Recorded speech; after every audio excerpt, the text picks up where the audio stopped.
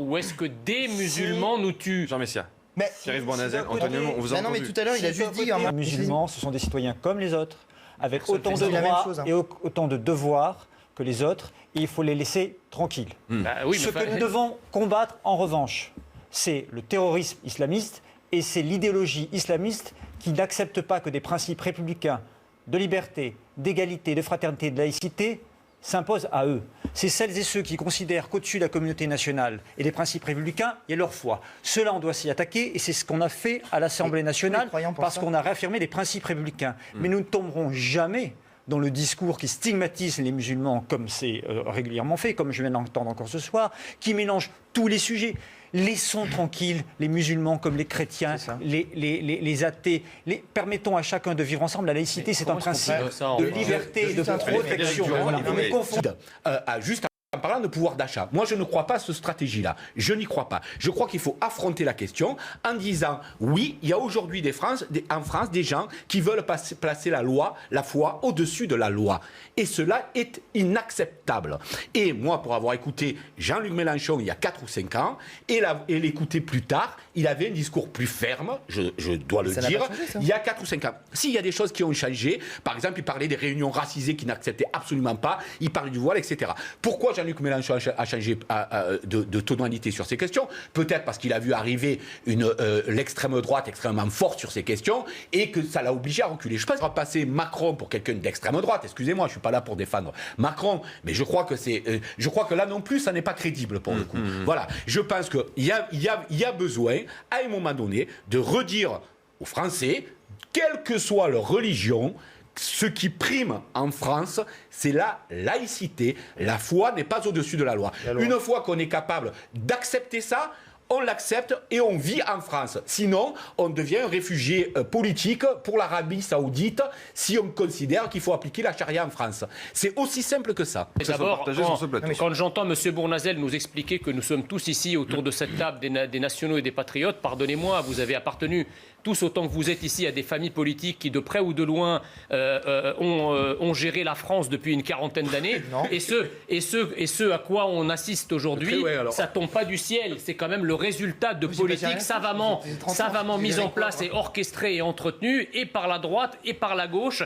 Vous avez effectivement favorisé d'une manière ou d'une autre l'immigration massive et incontrôlée. Vous avez favorisé de manière indirecte ou directe l'islamisation de la France en vous carapatant devant toutes les revendications communautaires. Donc venez pas nous faire le couplet de celui qui aime la France, qui aime sa civilisation, qui aime son pays, parce que justement toutes les politiques qui ont été appliquées ces 40 dernières années vont à l'encontre de ça. Peut-être, mais moi j'ai pas gouverné, mais en tout cas... Non mais peu importe, mais vous avez appartenu à une famille politique qui a gouverné. C'est moins pire que ceux qui ont gouverné il y a 80 ans. Ça c'est la première chose. La deuxième chose, quand Avenir l'a ramené sur la Hongrie, excusez-moi, la Hongrie a un taux de criminalité et de délinquance de 30% inférieur à la nôtre. Ils n'ont pas de Bataclan, ils n'ont pas de professeurs décapités, ils n'ont pas d'écrasement de foule sur la promenade, sur des promenades ou sur les marchés. D'accord. Et tout ça pourquoi? Parce que justement, ils ont limiter au maximum l'immigration et ils ont très très peu de musulmans. Donc déjà, ne venez pas critiquer un pays sur le plan économique puisque vous êtes féru d'économie. Le taux de chômage de la Hongrie est bien moindre que le nôtre et l'endettement de la Hongrie est bien moindre que la nôtre. Effectivement. Juste sur 2 trucs, mais. Non mais allez-y, répondez parce que je vais faire terminer parce qu'en plus je vous la connais.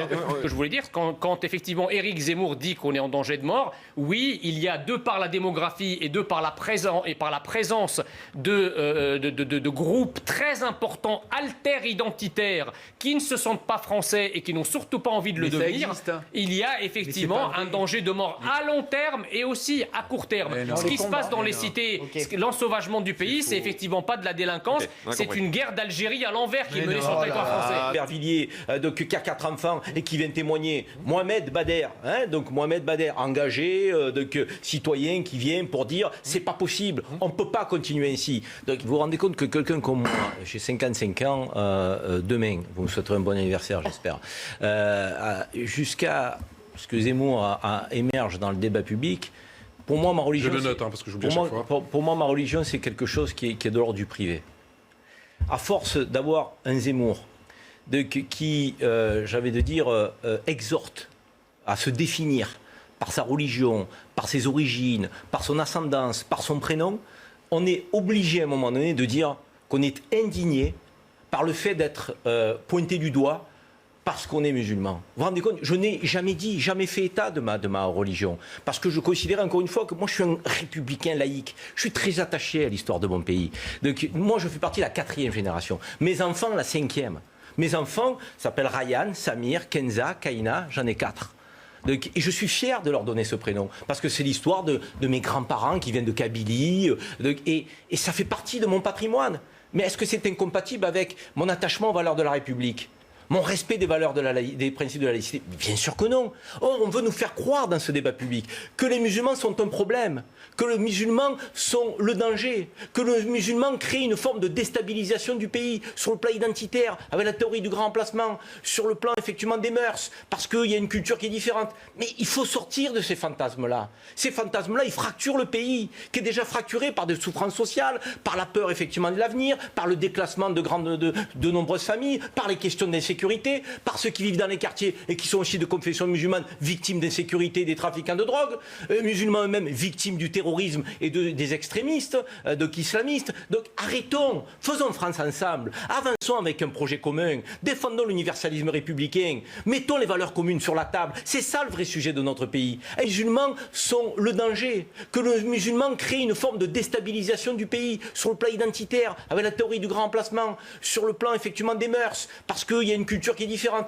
Mais il faut sortir de ces fantasmes-là. Ces fantasmes-là, ils fracturent le pays, qui est déjà fracturé par des souffrances sociales, par la peur effectivement de l'avenir, par le déclassement de nombreuses familles, par les questions d'insécurité, par ceux qui vivent dans les quartiers et qui sont aussi de confession musulmane, victimes d'insécurité, des trafiquants de drogue, musulmans eux-mêmes victimes du terrorisme et des extrémistes, islamistes. Donc arrêtons, faisons France ensemble, avançons avec un projet commun, défendons l'universalisme républicain, mettons les valeurs communes sur la table. C'est ça le vrai sujet de notre pays. Elle est là la grandeur de notre pays. Or aujourd'hui, on nous fait descendre du piédestal qui est la France pour nous porter une France étriquée, rabougrie, rétrécie. Mais excusez-moi, mais cette France-là, elle n'existe pas, elle n'a jamais existé. Si on est envié dans le monde entier, si dans le monde entier les gens disent la France, c'est parce que nous sommes enviés. Mais pourquoi ? Pas simplement parce qu'on a des régions fantastiques, parce que nous avons des valeurs fantastiques auxquelles tout un chacun peut s'identifier et adhérer s'il le souhaite. Et aujourd'hui, prétendre que les 6 millions de musulmans du pays représentent un doute dans le paysage politique. Mais si, arrêtez, il ne fait que le répéter. Allez, chacun son tour. Je veux dire, en permanence, si c'est pas les musulmans, c'est l'immigration. Comme si l'immigration n'était qu'un coût et jamais un apport pour le pays. Enfin, sortons de ces fantasmes-là. Alexandre. C'est insupportable. Bon, alors, tout à fait la même chose. Et je suis désolé, la République, parce que qu'est-ce que c'est la République ? Elle a mené un combat parfois violent contre la religion, contre le judaïsme, pour que le judaïsme soit compatible justement avec la République, face au catholicisme parfois, parce que il avait un rôle trop politique. Donc la République a toujours, finalement, avec les religions, fait un travail pour qu'elle reste à sa place. Et je crois que c'est ce qu'il dit. Alors peut-être qu'il exprime mal, qu'il est mal compris, mais en tout cas, il a même dit que des millions de musulmans s'intégraient. Donc il n'est pas en train de dire que 6 millions de musulmans sont par nature ou par essence on veut les musulmans sans l'islam. On veut un islam, mais ça ne tient pas la route. Ça ne tient pas des je pense qu'on veut. On veut des musulmans athées. Alors, je ne suis pas porte-parole d'Éric Zemmour, mais moi, ce que j'ai compris de ce qu'il a dit, c'est qu'il veut un islam compatible avec la République. Et les 6 millions de Français ne le démontrent pas au quotidien, ça, en fait. Depuis des décennies. Il a dit qu'il y avait des musulmans, même des millions de musulmans, qui le démontraient, mais nier totalement, comme vous l'avez fait, vous avez dit que c'est un fantasme, qu'il n'y a pas de problème aujourd'hui avec l'islam, et il n'est pas seulement français, c'est un problème mondial. On a un problème avec les islamistes, pas avec l'islam. Je le maintiens. Et nous avons tous ce problème avec les islamistes, les musulmans y compris. Les islamistes se revendiquent aujourd'hui de l'islam, je suis désolé. Et bien alors juste... Manuel Bompard, allons-y. Bon, il y a plein de choses à dire, mais premièrement, pardonnez-moi, mais je crois que vous n'avez pas bien compris le principe de la laïcité. Le principe de la laïcité, ça s'est effectivement imposé aux religions, ça les a expulsés de la sphère publique, ça les a mis dans la sphère privée, et ça s'applique à l'ensemble des religions, à la religion catholique, à la religion musulmane et aux autres religions. Ça doit s'appliquer. Et ça s'applique, monsieur, ça s'applique. Et il n'y a pas de règles différentes aujourd'hui, et donc il ne faut pas demander à l'islam un effort particulier Si, par parce rapport aux autres qu'aujourd'hui, l'islam religions. n'en est pas au même point de Laissez-moi son terminer, histoire que le catholicisme. Laissez-moi terminer, puisque je ne vous ai pas interrompu. Deuxièmement, quand Éric Zemmour dit ça, qu'est-ce que ça veut dire? Ça veut dire que les musulmans de France doivent abandonner leur religion pour pouvoir rester en France. C'est ça que ça veut dire, monsieur? Écoutez, franchement, soyons un peu sérieux. Moi, je vous pose une question. À quel moment les musulmans de ce pays ont manqué à la France? Est-ce que c'est pour... Alors, Karim, je parle de l'islam, et Karim dit l'islamisme. Oui, il y a une maladie de l'islam qui s'appelle l'islamisme. C'est ça qu'il faut combattre. Et je suis désolé, c'est arrivé dans d'autres religions, et donc vous avez un lien avec ces religions. Mais on n'a pas... Vous en rendez responsable tous les musulmans. Mais non. Et aujourd'hui, c'est là qu'on a un problème. Je suis désolé, le catholicisme s'est plié aux règles de la République, le judaïsme s'est plié aux règles de la République, et à l'intérieur de l'islam, il se trouve qu'il y a des dérives et qu'il faut les combattre et qu'il faut dire. Moi, vous m'avez entendu parler des musulmans, mais je ne vous le dirai pas. Donc voilà, mais il faut poser les règles claires et dire quel islam on veut pour la France. Je suis désolé. Il faut dire, voici quelles sont les règles. Et ensuite, aux musulmans... Si je peux permettre, Alexandre, il y a eu un débat hier en Allemagne parce qu'ils changent de chancelier. Il y avait l'AfD, qui est l'extrême droite allemande, qui participait au débat. 2 fois, le terme immigration a été utilisé dans tout le débat. 1 fois, le terme islam. Il y avait l'extrême droite allemande. On est dans une forme d'obsession française qui nous empêche de parler de tous les autres sujets qui sont hyper importants pour l'avenir du pays. En focalisant telle une problématique inextricable, la présence de l'islam dans ce pays, de l'islam, il dit l'islam, et le phénomène migratoire. Moi, je veux qu'on parle de la lutte contre l'islamisme, parce qu'effectivement, c'est un danger pour la République. Je veux qu'on parle de la lutte contre la délinquance, pas la lutte contre les habitants des banlieues, contre la délinquance. Je veux qu'on parle de la gestion des flux migratoires, parce qu'on ne peut pas accueillir effectivement... Je pense que vous donnez trop d'importance à ce polémiste est un symptôme d'un malaise, mais d'un malaise. Et ce polémiste, comme vous dites, il ne serait pas à 10% sans même être candidat s'il n'y avait pas un malaise. Vous savez très bien, hein. Beaucoup ont été à 10%, en mois de septembre ont été à 2 ou à 3. Vous l'avez dit vous-même, les chiffres du débat, ça veut dire qu'il y a un grave problème dans ce pays, et vous ne pouvez pas l'évacuer comme ça. Et si Éric Zemmour fait comme ça écho à une partie du pays, c'est parce que ce problème existe. Non, on peut mener le diagnostic vers une impasse. Le problème, c'est Charlie Hebdo, c'est le Bataclan, c'est Samuel Paty, c'est ce qui est arrivé dans ce pays ces dernières années. C'est pas Éric Zemmour. Ça s'appelle les islamistes, pas les musulmans, pas l'islam. Allez, s'il vous plaît, on n'a pas encore entendu. Je pense qu'il faut qu'on rappelle quelque chose. Vous avez effectivement peut-être, et vous êtes le seul visiblement autour de cette table, à avoir entendu qu'Éric Zemmour ne s'en prenait pas à l'islam, mais si. Si, à l'islam, j'ai dit oui, mais pas aux musulmans. C'est pas la même chose. Voilà, la religion pratiquée par les musulmans, c'est l'islam. Donc c'est très compliqué, vraiment je le dis avec la plus grande prudence du monde, mais c'est très compliqué de dire à des musulmans, vous venez, mais sans l'islam. Mais du coup, ils ne sont plus, ils pratiquent pas sans. Attendez. Le sujet que nous avons en France, c'est un problème avec l'islamisme. Et c'est extrêmement important. Et je pense que Éric Zemmour, tout savant qu'il est, tout historien, tout politicien qu'il est, il aime bien avoir les bons mots pour les bons diagnostics. Eh bien, il faut vraiment qu'il apprenne à faire la différence entre l'islam et l'islamisme. Je vais vous dire, dans l'islam. Alors admettons, fermons les yeux sur les textes, ça braque les gens inutilement, mais c'est quand même un problème de l'islam. Là, je pense que vous êtes d'accord avec vous. Et c'est aux musulmans en partie de le régler. Et je trouve qu'on ne les entend pas assez je veux simplement en combat contre ceux qui défigurent, puisque vous dites qu'une partie défigure leur religion. On ne les entend pas assez. Je pense que les musulmans sont touchés au cœur comme les autres compatriotes de notre pays. Alors qu'ils le disent. Mais ils le disent. Mais tu voudrais... Attends, alors je vais te dire, là où je suis choqué par qu'ils le disent, il faudrait manifester dans la rue avec une étiquette « Je suis musulman ». Il faudrait que la communauté musulmane apparaisse en bloc dehors pour manifester. Et là, vous la pointeriez communautariste. Mais on les a vus contre l'islamophobie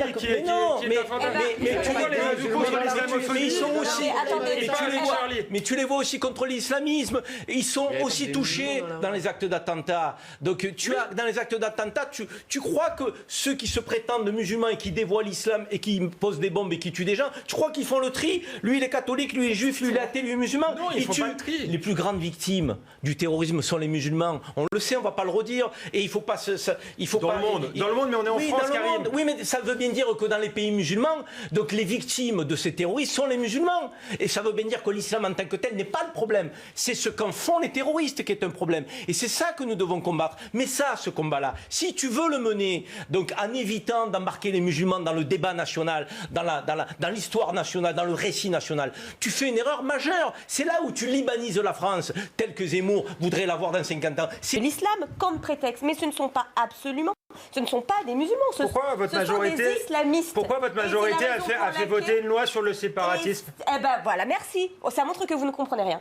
On a fait voter une loi contre le séparatisme pour défendre les valeurs de la République, contre l'islamisme, pas l'islam. Oui, mais... Pas l'islam. Et ça, il va falloir le comprendre. Vous avez l'impression que le sujet sémantique ne vous importe pas. Mais c'est extrêmement important. Mais non, mais il m'importe. Je dis juste, je suis pas le porte-parole d'Éric Zemmour ici.